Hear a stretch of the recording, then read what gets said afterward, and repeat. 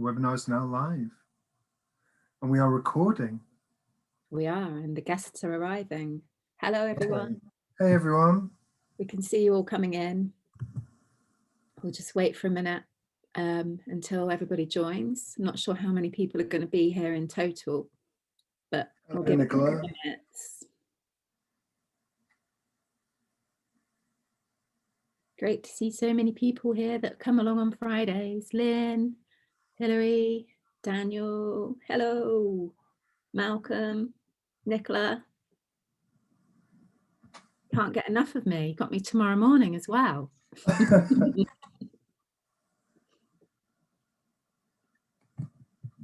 Hello, Nicola says in the chat. If anyone else wants to say anything, then you can type in the chat or you can type in the Q&A section. Hello all. Hello, Stephen. Do we not get to see people? No, they can see us, but we can't see them. Very voyeuristic, isn't it? Humphrey, give us a prompt for tomorrow. So, okay. No, that's cheating. Stephen's doing an evil laugh. You have to do it on the moment, otherwise it doesn't work properly. And also I'm always very last minute and I keep changing my mind right up until we do it about what story I'm going to read. I've already looked at about 5 for tomorrow. Hello, Hilary. I think Malcolm said hello as well. Hello. Hello all.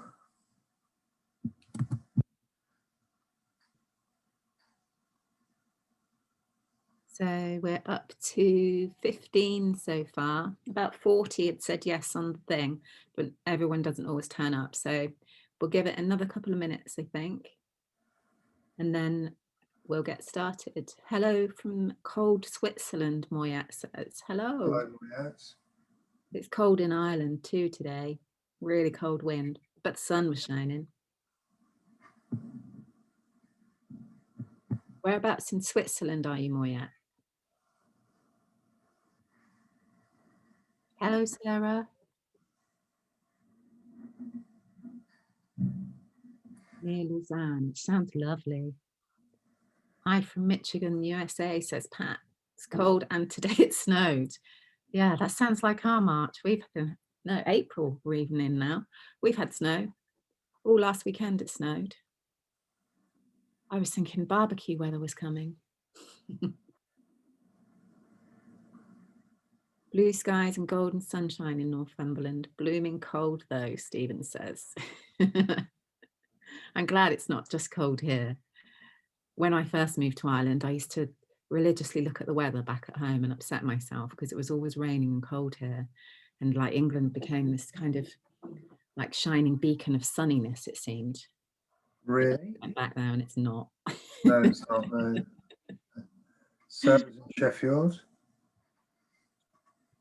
where the weather is good. Fine city, Sheffield. Okay, right. I think we'll probably get started now, and then if anyone else comes along, they can just join in at the point that they get there. So everybody already knows me, Amanda. Hello. And this is my friend and colleague, Craig. Hello, everyone. Craig before.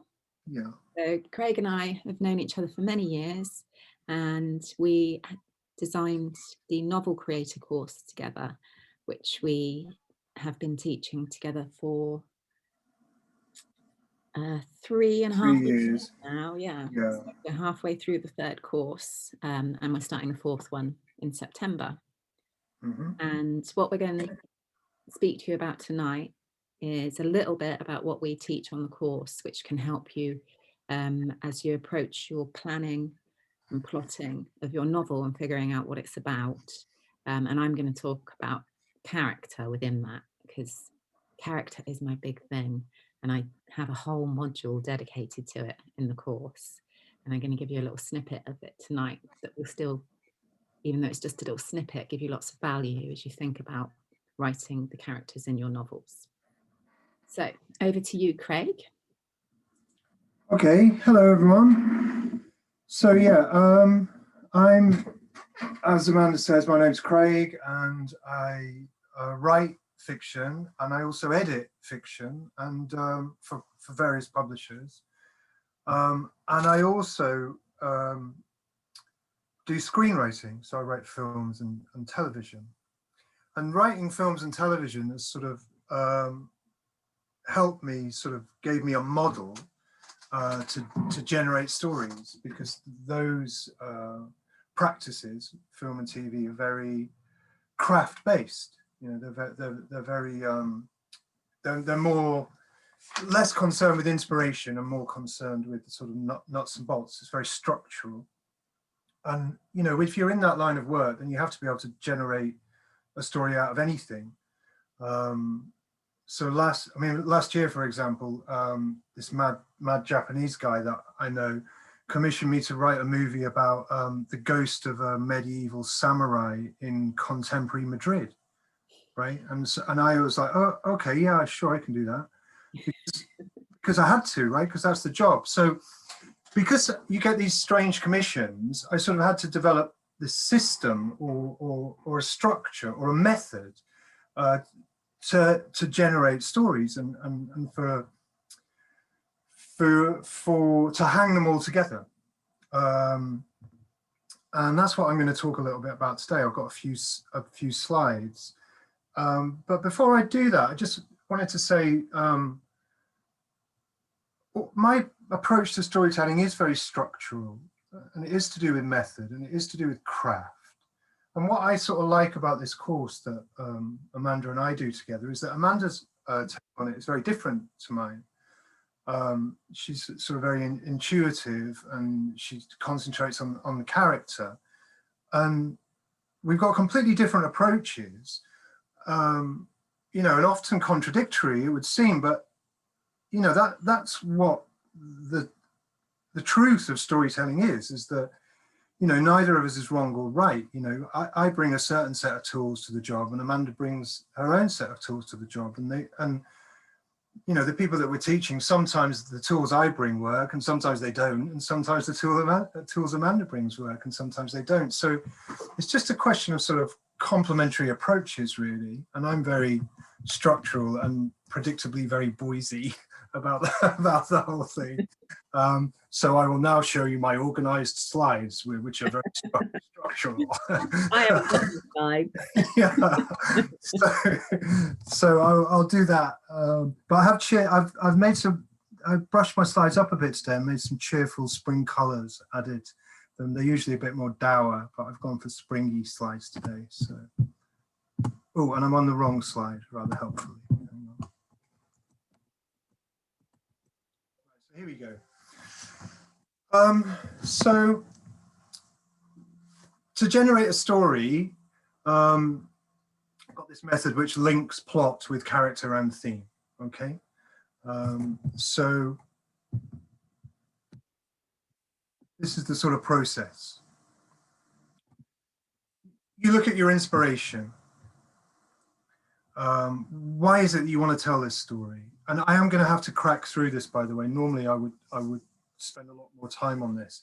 So you're just going to get bombarded a little bit, and I'm going to talk very quickly. But this is supposed to be a sort of taster rather than the whole thing. It's a tasting menu rather than a banquet. So, you know, you look at why you want to write something. What's your inspiration? What's the scratch? What's the thing that's bugging you? You know, what's inspiring you? And you sort of and you're able to, and by looking at that, my slides have gone rogue. You're able to define what the theme is of your story, because you're working with the inspiration. You're like, oh, my story's about that. You're looking at it. And then, so this is the process. So you go from inspiration to theme. I'm going to show how. And then you go from theme to character. So theme, characters embodying different aspects of the theme. And then once you've established those characters, you then go to plot. And this is how I generate stories when I get commissioned to write a film or what have you. I go from the inspiration to theme, from theme to character, from character to plot. Okay, in that way, by going that way, all of the main aspects of your story are going to hang together.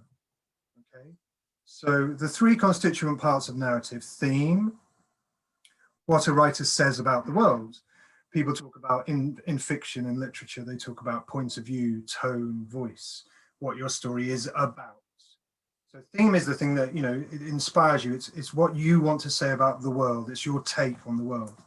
Now, the characters that you invent, they embody your theme. They embody different aspects of your theme. And then the plot, what happens, right? So these are the three main constituent parts of narrative arts. Okay. Now, this sentence here is about 60% of my job, right? If you can understand this, then you can kind of get it, right? So in narrative art, characters contest theme via plots, right? So characters carry different aspects of the theme, and I'm going to get very concrete very quickly. Characters carry different aspects of the theme, and they sort of, their attitude towards the theme is altered as a result of the events of the plot. So we'll come back to, just try and remember this sentence. In narrative art, characters contest theme via plot. And if you can get that, that's a sort of unifying concept to bring all of the major aspects of narrative art together into one sort of articulated, organic movement. And that way your story will be about something. Your plot will line up with your characters will line up with your theme. Okay. So what you've got to understand is that theme is broad. It needs to be broad. When you're saying what the theme of your story is, it needs to be broad because it needs to be able to carry contradiction and complexity. You can't just have one version of the theme. So say your theme might be unrequited love, right? You can have different aspects of that theme. One character might suffer from unrequited love. One character might be subject to unrequited love. One character might have given up on love entirely. One character might fall in love every 5 minutes. So the theme that you derive from your inspiration needs to be defined in a broad enough way that it can carry different versions of it, contradictory versions of it, which your characters embody, so that when the characters meet and clash thematically, that moves the plot forward. Because drama is conflict, okay? Story is argument, and it's the contradictions in these themes that drive the plot forward, okay? So I'm gonna, here's a very simple example that, of this method, okay? So the film Fatal Attraction, okay, 90s action film, I'm guilty, right? So the film Fatal Attraction, the theme of it is risk. So the guy with the gun, his attitude to risk, the aspect of the theme of risk which he embodies is that he takes too many risks, right? He is essentially suicidal. He'll run into any situation with his gun out. He'll chase the cops down the street, not the cops, the drug dealers down the street. He doesn't really care about his own welfare, right? Whereas the guy with the tie holding up the photo, he's the opposite. He's very meek. He won't take any risks whatsoever, right? And so they have different attitudes and they embody different variations of the theme of risk, okay? And they're opposites. They're co-protagonists in this film. And anyone who's watched this film will probably not be able to remember the plot, but they certainly will be able to remember the characters because they're brilliant. And this film sort of spawned a whole genre of buddy thrillers, right? Wisecracking buddy thrillers. And so by structuring your characters around theme, it gives your flaws and your disharmonies, and it also gives the backstory. Because why is the guy with the gun? So once you've attributed a version of the theme to a person, you then ask the question, why are they like that? So the guy with the gun, he's essentially suicidal. He doesn't care if he lives or dies because his wife's just died. It doesn't matter to him. He has no respect for himself. He doesn't care about life. And that's why he's acting in this way. Whereas the guy with the photo, right, he's got 3 kids and he's about to retire. So he desperately is trying to get out of his dangerous line of work so that he can have his long promised happy retirement with his family. He's a family man, right? So once you've attributed the different aspects of the theme, you start being able to explain why they're like it. So you automatically bring the backstory into play. What has made this person like that? And then of course it starts to define the plot. Because if the plot's about risk, well, if the theme's risk, well, what have you got to do? You've got to put them in a situation that brings out the theme, that brings out risk. So you've got to put them into dangerous situations. So what dangerous situations can you put them in? Where one guy would go one way, one guy will go another way, right? So it starts to conjure up events. And also it provokes what they need to overcome. It gives you the sense of what they need to overcome to become a sort of a harmonious and balanced person. So the guy with the gun, he's got to care for his life and stop being putting himself in harm's way. The guy with the photo, he's got to sort of understand that life has got legitimate risks in it. You can't wrap yourself up in cotton wool, especially if you're a cop, because actually that's dangerous. Not taking risks, is dangerous and detrimental in his line of work, right? So by working out different versions of a theme, by giving it to characters, it gives you the backstory, why they're like this. It gives you their problem, what they overcome, and it starts to give you the plot. Okay. And then there's a little widget that I use. There are plenty of little widgets that I use, which I give away on the course, and I give away all my secrets on the course and all my widgets. But this is one from Story, the book by Alexander McKee, Robert McKee rather. And I'm not a huge fan of his sort of stipulative style, but I find this really useful. So these are 4 possible variations of attitudes to theme. So you can have a positive attitude to the theme. So you have one character who, once you've worked out what your theme is, you have a positive variation on it. You have an ambivalent variation. So they'll kind of be with the theme sometimes against it, kind of wishy-washy. And negative aspect, this is not a very complicated little widget. I'm just trying to give you an entree into ways that you might structure this thinking. And then Robert McKee calls this thing the 4th version in this little widget. He calls it the neg of the neg. And I don't know why he does that, but what it means is that you're self-deluded. It means that you believe you have one attitude towards the theme, but actually you have a different attitude towards the theme.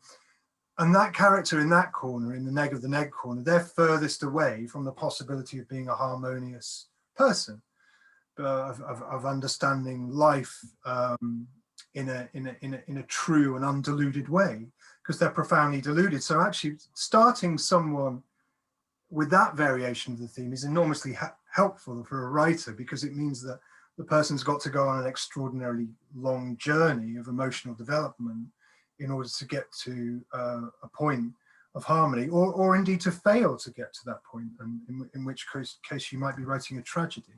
But they're very far away from where ideally they would like to be.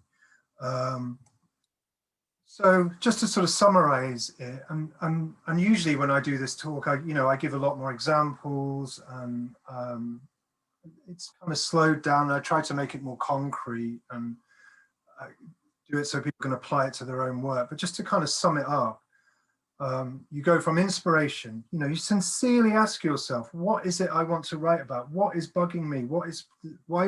Why am I thinking about doing this course? Why am I thinking about writing this book? Why am I on this Zoom call? What is the thing which is moving me? And people often think they've got to write profoundly and write great literature, but you just have to be absolutely honest with yourself about your own inspiration, because it's enough. It is absolutely sufficient if you can breathe life into it. So be honest. What is your inspiration? What do you, as a person, how do you see the world truthfully? What is your particular point of view? And then once you sort of trust that inspiration, you sort of breathe life into it, you turn it into theme. What's your book about? What are you writing about? Then you roll that over to characters, and you start developing characters who've got different aspects, who are embodying different aspects of this theme. Then you start rolling it over into plot. and plot, as we'll see here, is a different game entirely. This is a diagram from a book called The Transformational Arc by a writer called Dara Marks, and it's absolutely brilliant, and it absolutely changed my entire working practice when I read it. And I wrote her a little fan letter, and she sent me a signed book, and we're mates now, and it's great. So this widget, I stole this off Dara, and this is a map of how someone changes or fails to change across a plot. And so on the course, we sort of, and it looks like startlingly difficult when you look at it, but if I had the time to explain it for 15 minutes, you'd be like, oh yeah, I get that, that's no problem. It's just very helpful. It's a map of how people change across time. And so when you start thinking about how someone would want to transform, would need to transform their unusual attitude towards the theme as to become a sort of harmonious, undiluted person, this map here is a sort of mechanism about how that transformation will take place. And I've just kind of put it up there to kind of freak you out at the end of the talk, really. And but it does make perfect sense. And I shall stop my Boise diagram diatribe now and hand over to the much calmer Amanda. But thank you for listening. Thank you, Craig. So I first saw Craig teach that at a writing festival about, I don't know, maybe 7 years ago now. Yeah, probably. And it really resonated with me, but I'm a pantser. And so it also frightened the life out of me, because I thought there's no way that I can work within that. And I have found a way to work within it that works for me and my style of writing and my approach to writing. Because for me, the longer pieces of work that I've written 2 novels, a novella, and I'm just starting a 4th novella. All of them have come from a character that appears in my head. And they appear more and more frequently and start becoming less nebulous and more concrete, but I still don't really know what they're there for and what it is that they want to do. And then that starts to come to me. And then once this person is sort of formed in my head, I then go to this process that Craig describes here and do my own version of it, which I also share in the course. And it's called the Easy 10-point plot, because if you are frightened of plotting and planning and being too restricted in that, like I am, because I feel that I need to have freedom to write as well as some kind of plan, then that's my version of it. And so, like Craig said, lots of people that come on the course, his version of it works completely for them. And then there's lots of people that come on the course that are like me, and they're like, yeah, I can see that that's really great, but no, I'm going to do the easy 10-point plot. But among all of that, for me, every novel and every novella that I write, and also every flash fiction, is all about character. And so in the course, I have a whole module about character, and there's also a tutorial in the opening module when you start planning your novel. And in the whole module about it, I focused on what I call the 3 C's of character, which means that the narrator in your novel, or narrators, if there is more than one, they need to be complex, they need to be contradictory, and they need to be consistent. So complex is pretty self-explanatory. They need to not be two-dimensional. They need to be like real people, and people have all different sides to them. They need to be contradictory in that everybody is contradictory. Everyone you know, they say something and they do something that completely doesn't align with what they've said. And so that's a part of it too, which also feeds into complexity. And the two work close together in the work that I do on it. And then the consistency is about the transformational arc that the character goes on in the novel.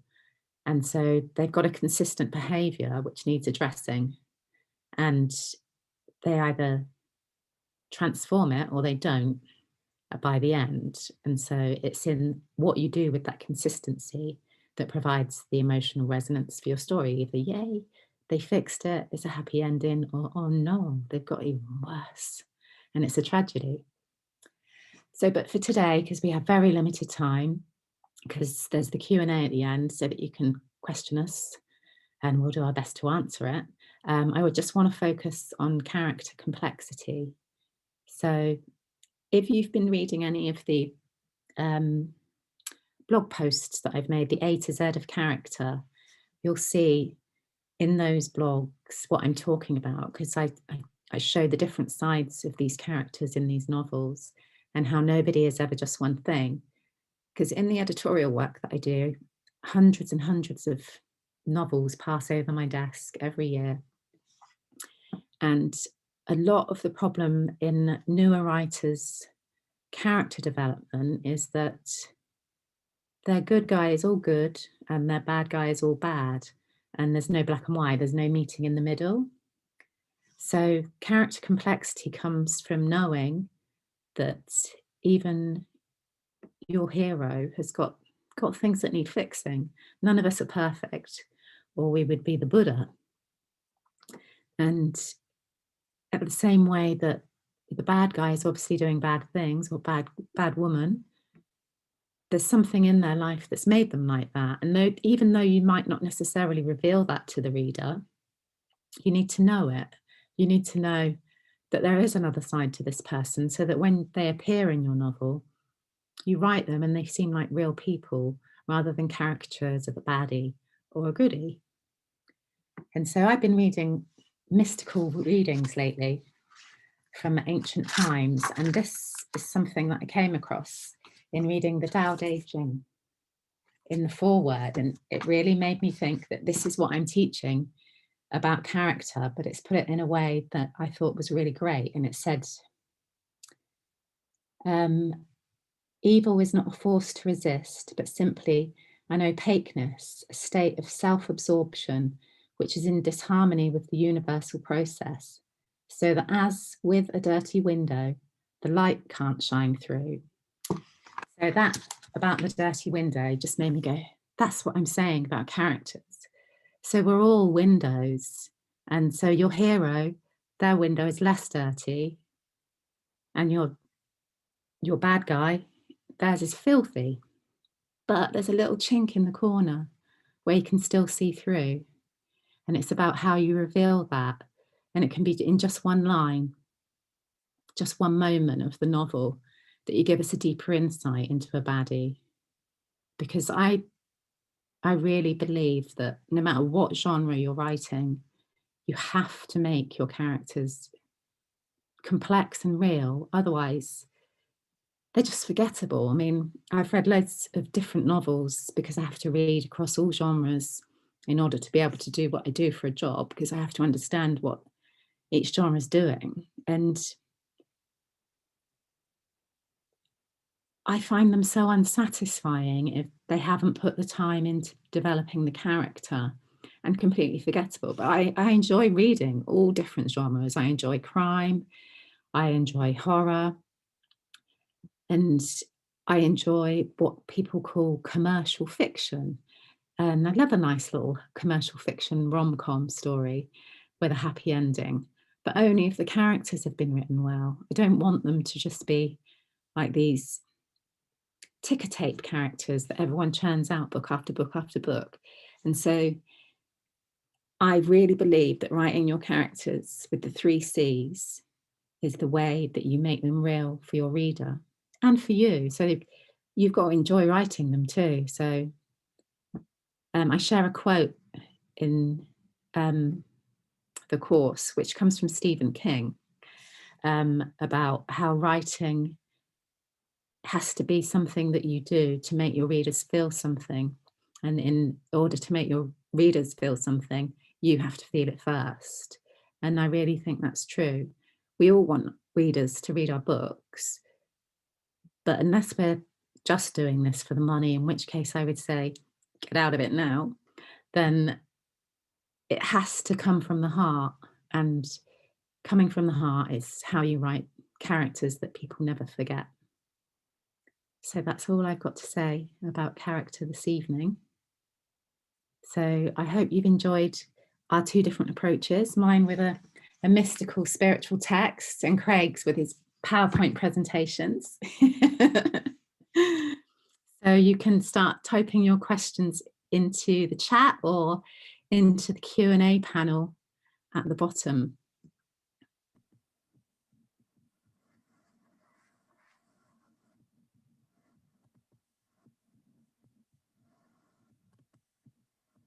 Are people not able to unmute and ask?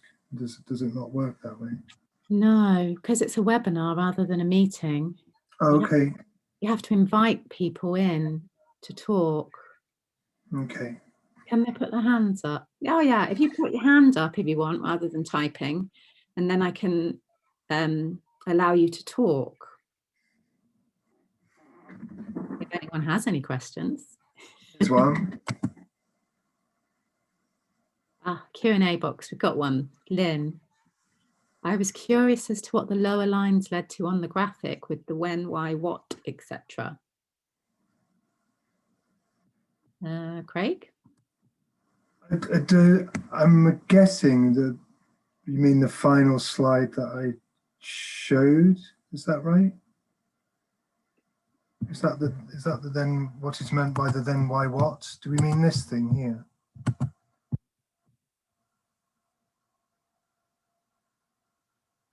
Is that what's meant?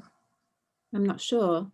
Lynn? I'd be delighted to answer if it could the person asking that question. No, because I don't quite get it. But the advert for the course. I'm not sure what you're talking about, Lynn. Maybe it's on the website or something. Nothing to do with this. The advert for the course, no. I'm not sure. If you stop sharing your screen again, Craig, I'm going to invite Lynn to talk so we can get to the bottom of this. Yeah. Okay. Lynn, hello. Okay. Hello. Hi. Anyway. I've really enjoyed what you've just shared, actually, and I could also see how, you know, that structure that you offer, Craig, which is something I still have to get to grips with because I'm not a planner and I really want to be a planner, but I like working intuitively. So I like that idea that I could bring that art into, you know, developing the character. So that's given me something to think about. But there was a graphic when on the original post that you put up about this, Amanda, there was a graphic on there that had little, it was like a bubble with little lines coming off it with the when, why, what, who, where, how. And underneath it, there were 3 lines coming down, but the, if you like, the ad kind of thing was across that, so you couldn't see it, but it was on your original. And I just thought, I was just curious about where those 3 lines led. Is this on the community event that you mean, Lynn? Yeah, on the where you advertised it on the community event. Hold on a minute. Let me open it up and have a look. I've got no idea what you're talking about. Well, we could take a wild guess what those 3 might be. I don't know.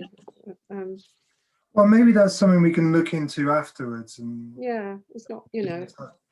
Oh, right, no, that's just a picture. So that's just an image of a light bulb. So those lines are the light bulb going down. The light bulb bits. I didn't get the light bulb. I just got the words. You see, I'm so word oriented. Right. Sorry, I've just wasted time. No, that's fine. I'm glad we got. You had a light bulb moment. Yeah. So, I didn't, but somebody did. So that's great. Okay, so Kristen asked, to what extent would you recommend applying the C's of character to characters beyond your main characters, the side characters, even bit characters? Thank you. So I wouldn't do it for bit characters to any like great degree. Anybody that appears in the novel and has some relevance to how things play out, I would do it to a lesser degree for them, but I mainly do it for the main characters in my cast. So in my novella that I've just finished writing, I've got 2 main characters, 2 sisters, and then surrounding them, I've got 3 lesser characters, and then about 4 or 5 other characters that appear and do various things. So I did the deep in-depth work on the 2 sisters and the 3 main characters around them, and then I just had a little think about the other characters. I hope that's helpful. Hilary asks, how can you tell if your theme and characters will be strong enough to sustain something the length of a novel? And how can you come up with something that hasn't already been done to death? 2 very straightforward questions there. Well, you can tell if your theme and characters will be strong enough to sustain something the length of a novel by plotting it. You know, what a novel needs is key scenes, it needs reversals of fortune, it needs revelations, it needs events. And so you start to unroll your inspiration, your character across a plot, and to tentpole it and to say, right, what is the end of my act 1? Where's the reversal there? What is my midpoint? Where's the reversal there? What's my crisis? What is the ultimate confrontation between the sort of antagonistic and protagonistic forces? These are all things that we teach on the course. And by answering these questions or not being able to answer these questions, you'll determine the sort of shape of your inspiration. And it might be that you've got a short story on your hands. And there's nothing the matter with that. So you can determine the shape of your inspiration by applying it to a traditional plot structure and seeing how it conforms to it or doesn't conform to it. I mean, it might not conform at all to a traditional plot structure, but be the length of a novel, right? That's possible too. So you work it out. You push it across a plot. And how can you come up with something that hasn't already been done to death? Well, that's the question that we all face, isn't it? And the answer to that is, from my perspective, is to be absolutely honest with your own experience, to tell the truth about your own feelings. And that way, whatever you're writing, you're breathing life into it freshly. You may well be writing a plot which has been written 200 times before, but you're writing it fresh. You're bringing it to life again. Because there's all these rules and theories and tools for creative writing, of course, but ultimately, if you don't have something to say, what's the point? And you have something to say by being honest about your experience. That's the guarantee of having something to say, is by being honest about how you see the world. And that way, you will have enough fuel to get the project to the end, because it's on firm foundations. It's on the truth of your experience. I'll stop. I would say as well that it's about trusting your story and knowing that even though it's a storyline that's probably been done before, in some shape or form, the way that you will do it will be different. And so no matter what you might think about the fact that you might be writing something that's been written before, it won't ever be anything like anything that's written before, unless you literally go and copy it, because it's always completely different. As an example, when I was writing my first novel, which took forever because I didn't know what I was doing, and I assumed because I'd read loads of novels all my life, that would be it. I'd just sit down and I'd write one, and that would just be like an amazing process, and then I'd have a book. But it wasn't like that, and it was a messy, very long and convoluted process. But when I'd finally started to get it into some kind of shape where I thought that it might be getting nearer to something that actually looked like a proper novel, and the book is, the premise of this that kicks the story off is a woman whose husband goes missing. And I was just, it was about a week before I was going to the Festival of Writing in York to pitch my novel to agents. And Maggie O'Farrell had a new book out that week, and she's one of my favourite writers, so I was really excited about it. Went to look at it online, and it was about a woman whose husband goes missing in the exact same way that my husband went missing in my novel. And I went into a complete tailspin and panic for about half an hour, cried a bit, and thought, well, that's it. I've spent the last like 5 years of my novel, 5 years of my life writing a novel that's never going to get published now because Maggie O'Farrell's just written it. And so I went and bought Maggie O'Farrell's book and read it, and it was completely different to mine. Of course it was. And there's always going to be other novels that have got a similar premise or a similar world or deal with similar themes, but you can only do it in your way, and that's always going to be unique. So I hope that helps. Okay, Daniel, first, I'm glad I signed up for the Novel Creator. Yay, so are we, and can't wait for September. Now my long comment question. I find Craig's advice to build characters around theme very helpful.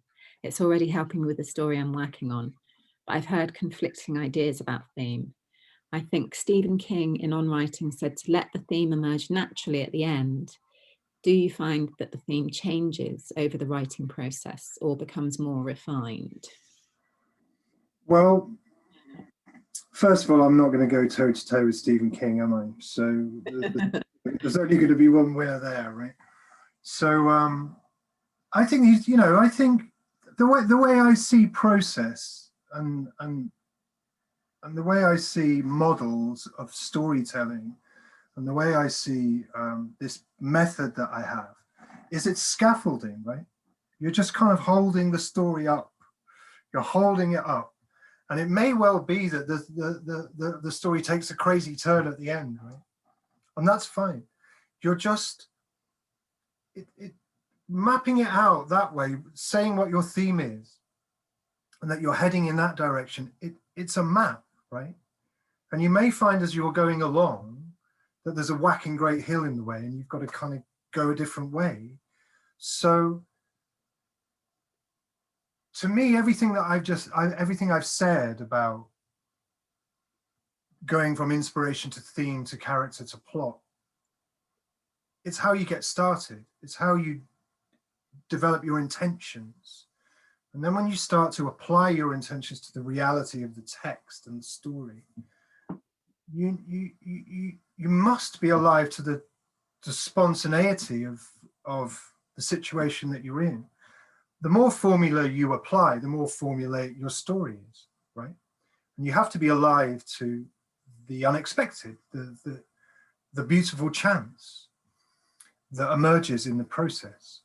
So I don't invoke process in order to be stipulative. I invoke process in order to try and start nearer to the target. That's all it is how can you start closer to where you want to go so that you don't waste time marching off 180 degrees in the wrong direction, right? And of course, you need to be responsive. And yeah, you may find that your understanding of what your theme is at the end is very different to what you thought it was at the beginning, right? You may find that.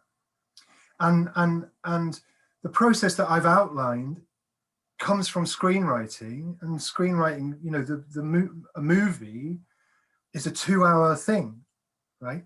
You kind of, it's very start to finish. It's sort of like it's a cup of coffee, isn't it? Whereas a novel is a sort of pot of tea, and you kind of sit about more and mull it over, and you go down little highways and byways, and it's more of a sort of broad heterogeneous thing. Whereas a movie's very A to B, so it's quite stipulative about themes.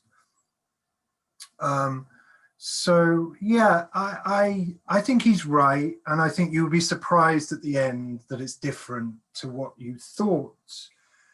But that doesn't mean that there's no point in drawing a map, which will be falsified by the journey. I think the map is massively important. Yeah, I would agree. And I just had the same experience in my novella. I set out writing it, and my theme that I wanted to explore through these two sisters was nature and nurture. And what is it that guides us? Because these two sisters have the exact same genetic makeup, come from the same family, were brought up in the exact same way. They're only 11 months apart and couldn't be more different. And so that's the theme that I wanted to explore. And I have done that to a degree in that novella, but actually the whole thing turned out to be about the unreliability of memory. So, but the work I did at the beginning around my theme and what I wanted to explore through these sisters definitely guided the writing of the first draft of that. And it wasn't until I've just got to the end of the third edit, it's just come back from my editor, so I've got one more to go, maybe two, and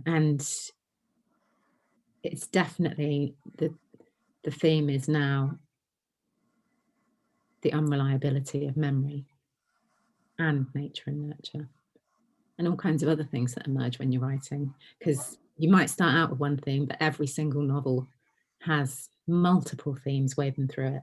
Yeah, absolutely. And you have to be available to be hijacked as a writer by the work. Yeah. But ideally just not at the beginning, because otherwise you'll just disappear off in the wrong direction. So I hope that's helped, Daniel. He says, yes, thank you. I want to go right now. Well, don't let us stop you. Go right.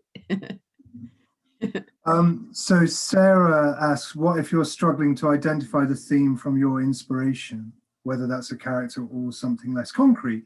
Any more tips for figuring it out? Sure. Well, I would forget about the sort of any stringent attempt to go from inspiration to theme. I mean, that just not burden yourself with that. These things, are supposed to be helpful, and if they're not helping you, then just don't use them. You don't. So many writers, especially sort of at the beginning of their practice, incriminate themselves because they can't. The things that they're taught are not working for them, and that just means that it's the wrong thing, right? You want a chisel, and someone's giving you a hammer, right? So I specialize in hammers. Amanda specializes in chisels. Take your pick, right? No one's better than the other. So I would just say, don't incriminate yourself, Sarah, and don't think I should be able to do this. Absolutely, do not do that. Just relax, trust, and try and dig deeper into the truth of your inspiration, and then just start to sort of. Don't have performance anxiety about, is it mapping on, is it growing, is it this? Just see what it is. And you might find, if you're just truthful and honest about it, that it's the wrong story. Or you might find it's exactly the right story, but it just needed to breathe. Or you might find it's a short story, right? Just kind of let it be what it is, and don't force it into a system.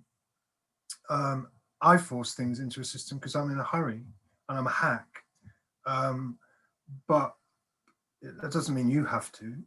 Yeah, and I don't. And when I wrote my second novel, which started with a character who came into my head who was living in the future and being persecuted for witchcraft, and that's all I knew about her for years, because I was still writing my first novel at this time, that really long one that took forever. And by the time I got around to writing her, I figured out why she'd ended up living in this future where it was more like the past and she was being persecuted for witchcraft again. And I wrote what's called a climate fiction novel, because I am well, I used to be a journalist as well. I don't do it anymore now, because I just run Retreat West.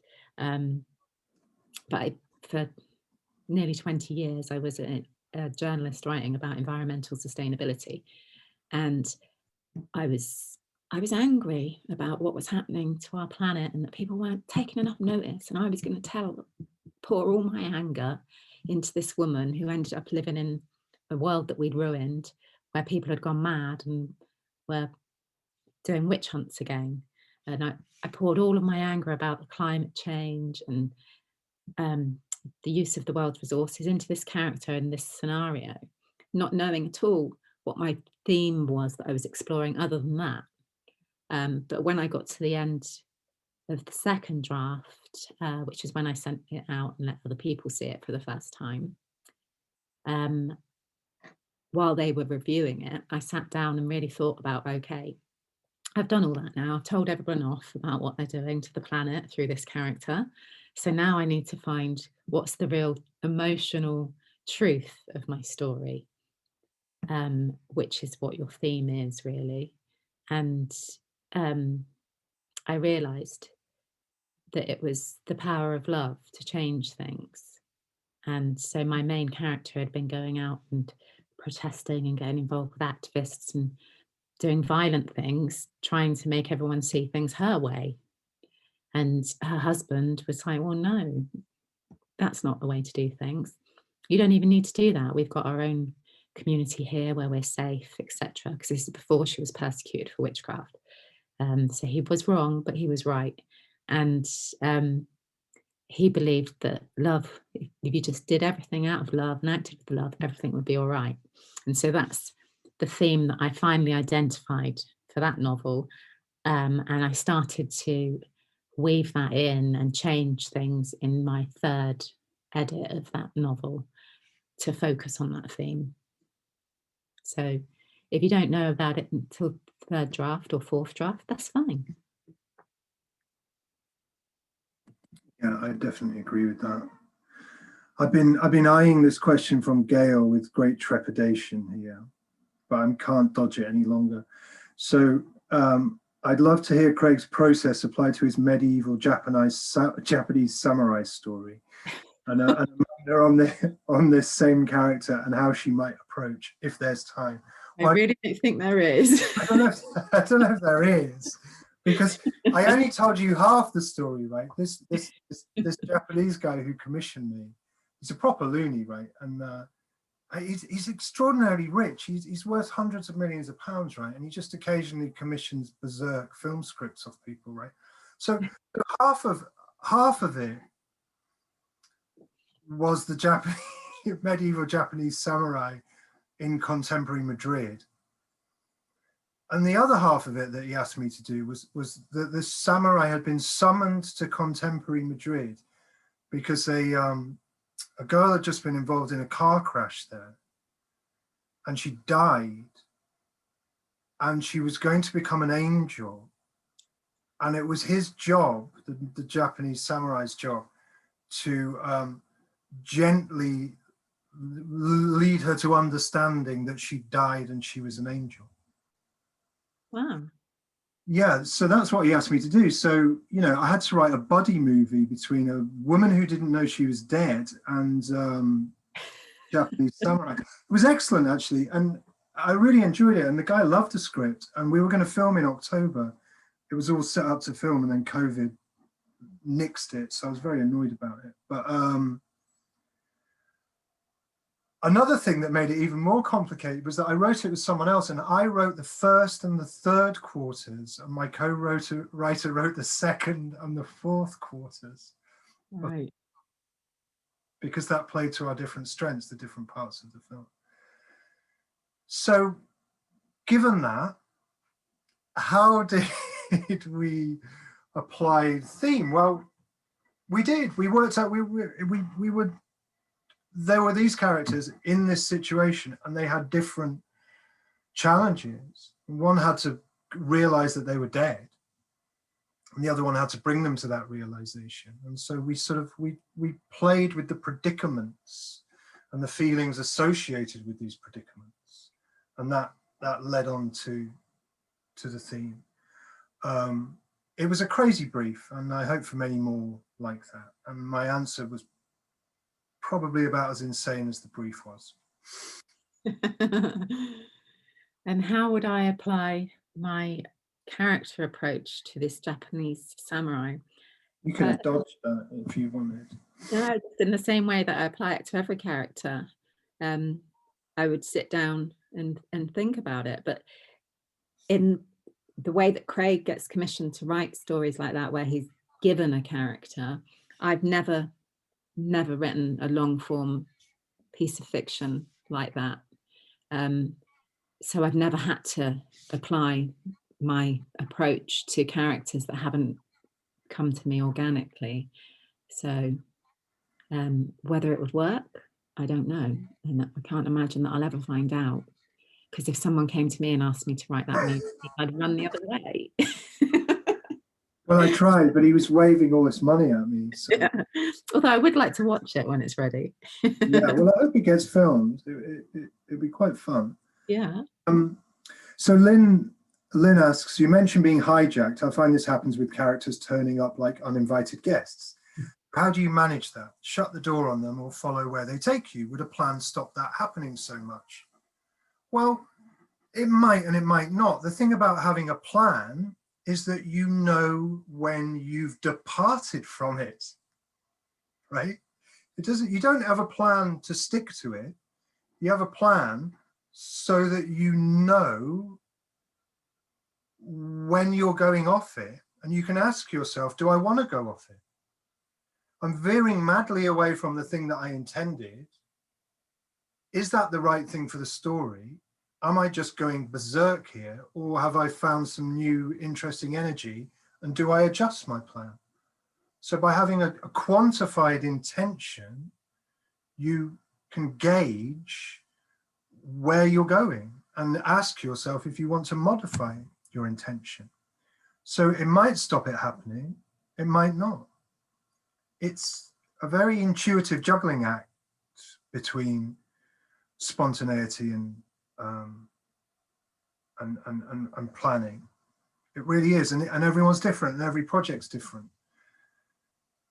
And I am more structured when I'm writing film and less structured when I'm writing fiction. But the structures that I use for film help me in fiction. And because I'm more character-led, I would say that if there are characters that are turning up and are very strongly taking part in the story when you hadn't planned them to, I'm of the belief that they're there to tell you something that they need to about that story, and that you should go with them and see what they reveal. And it might not necessarily end up being in the book when you get to the end version, but it will teach you loads about the book and the characters in it. So if someone's coming to you really strongly, then I would say follow them and see what they want to tell you. Yes, and it might be that they are coming, that they form another story. Like I had an experience once where I was writing a book that came out in 2018 called Staying On, and there's a story about this old guy, and his daughter-in-law just kept hijacking the book, right? And to the point where I just had to give her own narrative. So I was like, I was just like, okay, I'm just going to go with this and write her out. And I don't know if it will be in the book or not, but the impulse is there. And so I just wrote it out, and I gave her 3 chapters, and then it kind of, that was sufficient. That satiated her sort of poltergeist activities in my book, and then they weren't to do with the book. I just kind of, they were separate. I put them aside. So I've got these 3 chapters, utterly unconnected to anything else, that allowed me to progress. They're pretty good chapters actually, but there isn't much of a market for the opening 3 chapters of a book, I find. Not yet. You might find that it's part of what you're doing that you need to get into. You might find that it's the beginnings of something completely different. But if you follow it, you're not going to lose anything but time. I guess it depends how much time you have on your hands. And just know that everything you write, whether it ends up in the end story or not, makes you a better writer. And absolutely right. Every time you write, you're getting better. So nothing is ever wasted in that respect. Okay, great. Well, that's the end of our hour. So what's your book about? It's about a character. I would agree with that. Okay, so I hope you all enjoyed that, and I will upload it to the community website. So if you found any of it really insightful, you can revisit it again. Okay, thanks everyone. Bye-bye. See you later. Thank you.